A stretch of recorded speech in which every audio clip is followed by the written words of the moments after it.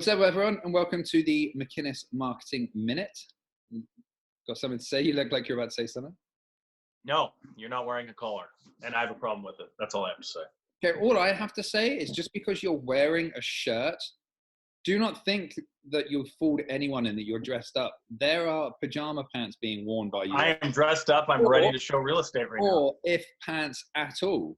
I, on the other hand, am aware that we're in quarantine, not trying to lie to the people. May the 4th be with you, by the way. A bit day late, but paying homage. Horrible. You are lucky that I even got dressed in the first place for this video.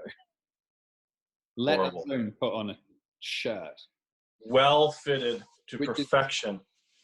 How short are those sleeves? Well, they're tied up. They're perfect. Oh. Someone trying to get in. Oh, it's Mika. Thank you. For once, your better half is coming in and interrupting rather than mine. Better half. Yeah, with a delivery. Better half. I also want to note on record for the people to see that I have delivered you a beautiful Victoria sponge. I don't know what you're talking about. A beautiful lemon. I got an amazing crab dip from your better half. Yeah. That I know about. I don't know anything else you're talking about. With strawberry glaze. And then later on, there'll be a fresh loaf of bread. Costco bread repackaged? Just literally Costco scribbled out. It could be horrendous. I haven't started yet, but nonetheless. But yeah, we're going to talk about real estate today. Now, yeah, carry on. I was going to say, I think a topic that's relevant now, and we're hearing a little bit more of, is this whole, without any other motivation, is this whole COVID market, we'll call it, or I shouldn't say that, is this whole COVID thing worth making a decision on to buy or sell? Should I buy right now because it's happening? Should I sell right now because it's happening?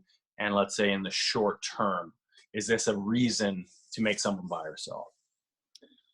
Okay, so I'm going to throw this out there straight away. You can tell me what you think about this, because I don't actually think I've spoken to you about this. If you're a seller, now I think is a really good opportunity for you. And that's not because prices are coming down. I don't believe that prices are going to come like flying down like a lot of people, but because there was so much demand before and nowhere near the inventory to keep up. Now you're talking in 2020 so far. Yeah. Yeah. As we come into this phase now, everyone's been frozen, kind of on hold, going neither way. And now as we start to talk about the end of that, we've seen that demand stay where it is, but we've seen that inventory drop down even further than what it was because of the virus. So I think if you're a seller right now and you're coming on board, you're going to have the benefit of coming to market because you're going to be competing against far less inventory, because there are going to be some people who are literally waiting for the finish line, if you will, before they will outright put anything on the market or do anything. And yeah. I think as they're talking about the next couple of weeks loosening up parameters, I think that's going to take off in our industry. We're already seeing that happen. I mean, the numbers are down overall, but we're already seeing people going out, making some moves. We're getting more calls, things like that. So I think you're going to be competing against less with a growing demand as this calms down. I think if you wait and you continue to wait, the inventory is not going to be skyrocketing, but the more and more inventory that comes on, the more and more you're competing with. I agree. I think as we get closer, which I believe we are now, to taking steps back to some sort of normalcy in the day-to-day, I think we're definitely going to see more stuff come on as people get more comfortable now that things are kind of settling. Mm-hmm. And that shock factor of, oh my God, what is this? What's happening to the world is gone. Mm-hmm. And we're obviously conveniently coming into summer, which is visually the best time to have a place if you've got views or features, outdoor space or anything like that, as normal. And to your point, yes, obviously the demand was very quickly and firmly increasing once we kind of got into the tail of 2019, but definitely into 2020 here before this. And I think that it will continue. I do think, like, again, going back to the original question, is this a reason people should or will make a decision to do something? I think there's some people that will now want to hope that that buyer momentum continues. Obviously, there's cheaper rates. Hopefully that is, I won't say enough, but also stimulating those buyers to keep their drive to purchase something. But I think that this could very well be a reason for someone to want to sell, because, and if that momentum is there already, great. But I think there's going to be a lot of people that with bigger economic, longer term pictures of what's going to happen. I don't know. Could this bite us later on economically, and could that affect the prices of real estate? So I'm going to get out now while there's a firm buyer's market still, hopefully, that continues. But I have questions about my value sustaining. I think as a buyer, there's a massive stimulus to buy now. There's so much incentive to buy in terms of how much it's going to cost you on your mortgage and interest rates. Before this happened, and I don't believe that interest just all of a sudden floods to zero, like some people are saying. Like before, I agree, yeah. Around, it was super busy. Competing was, if you were interested in something, 9 times out of 10 you were competing, multiple offers, sometimes going above ask. That's just the market that we were in beforehand. Which isn't necessarily that different from even what we're seeing now with the stuff that is on, for the record, in certain price points.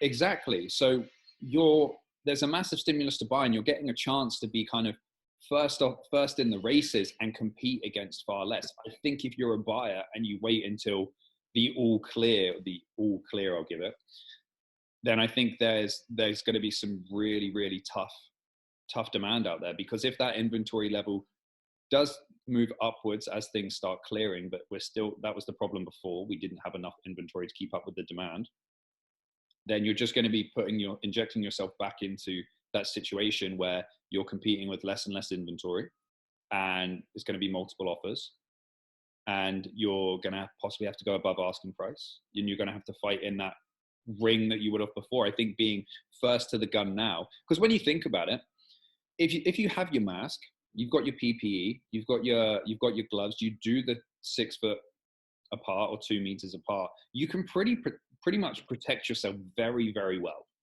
Everything is appointment only. You're not going to be in a crowded space of people. So you can take the right measures to protect yourself well.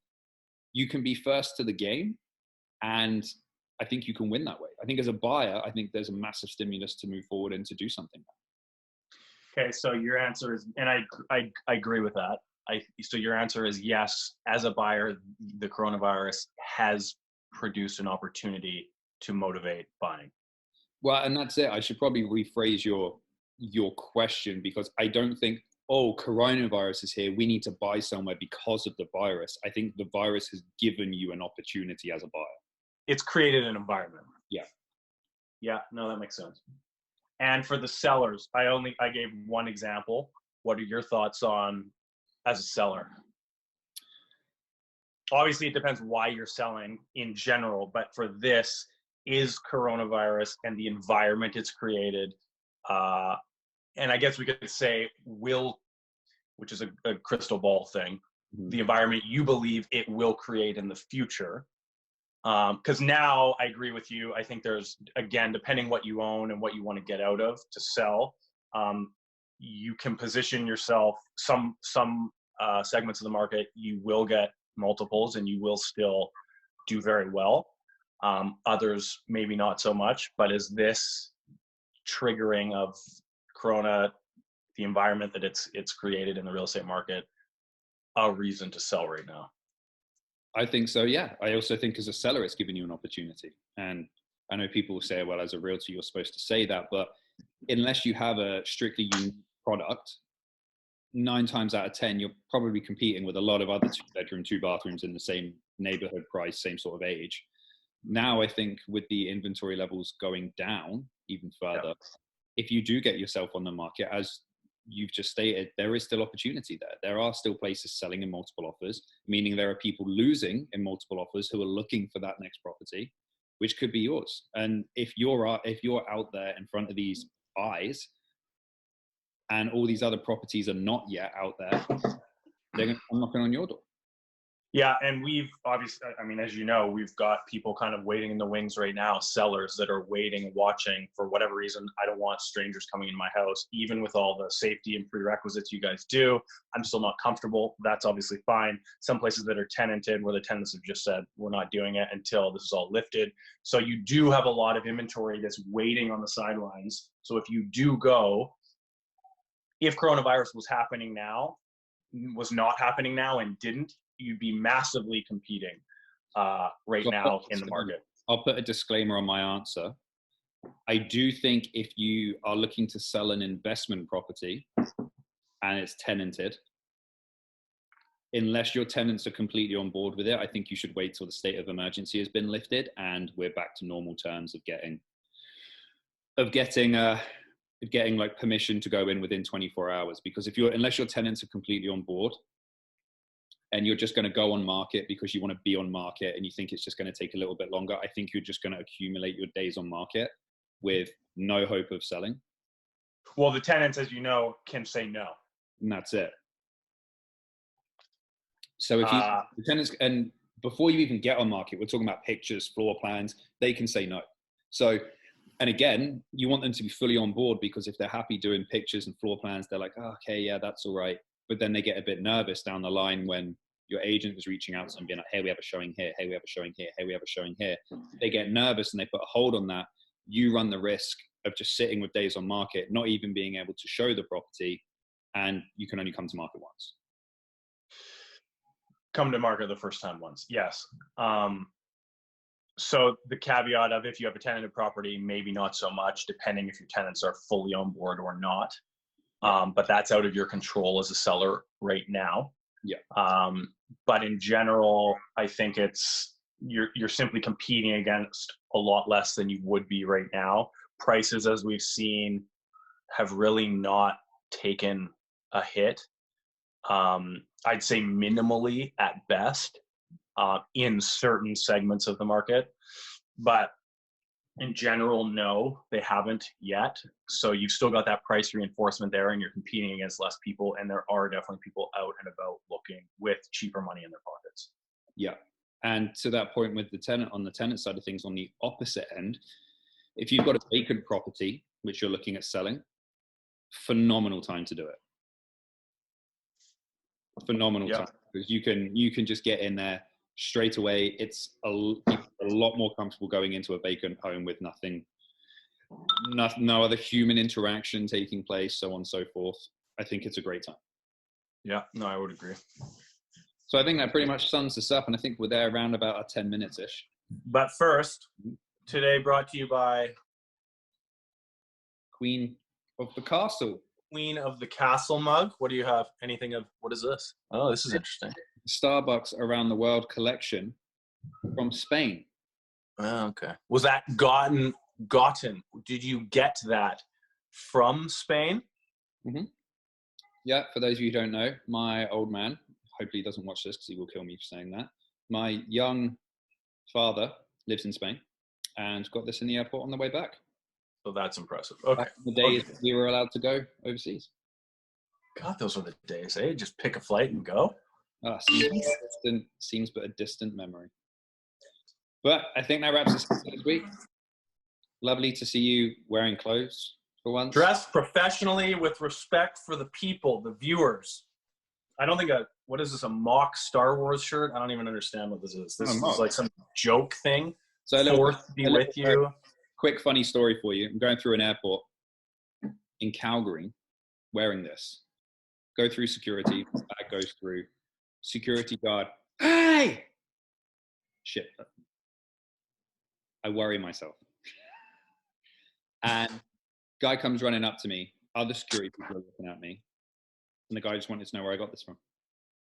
That's all. That's it. Yeah, just screamed at me through security. Everyone looked at me and stared at me, wanted to know where I got it from. And then as soon as I started talking, he was like, oh, you got it from the UK, didn't you? I heard from your accent. They have all the best stuff. Hey, Ari. Yeah. So that's a horrible shirt. Daddy. May the force be with you. See you next week, guys. Bye-bye.